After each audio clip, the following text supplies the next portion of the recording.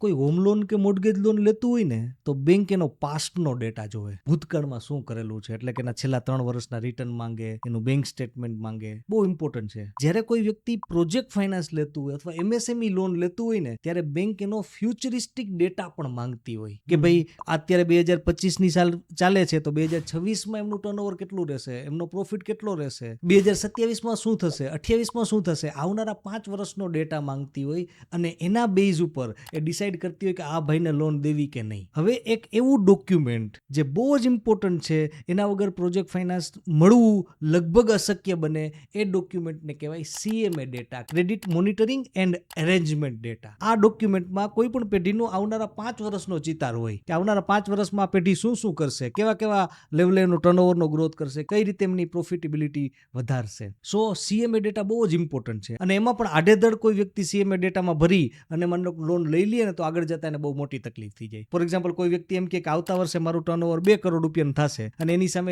40 લાખ રૂપિયાની working capital એટલે કે સીસી લઈ લઈએ અને જો 1 કરોડનું જ થાય ને તો બેંક એની સીસીને ફ્રીઝ કરી દે, ઊભી રાખી દે. એટલે એમએસએમઈ લોન લેતા પહેલા કે પ્રોજેક્ટ ફાઇનાન્સ લેતા પહેલા પ્રોપર વેમાં સીએમએ ડેટા કોઈ કસ્ટમર બનાવે ને તો એને લોન મળવી તો ઈઝી થઈ જ જાય. આ ઉપરાંત આગળ જતા પણ એને કોઈ મુશ્કેલીનો સામનો ના કરવો.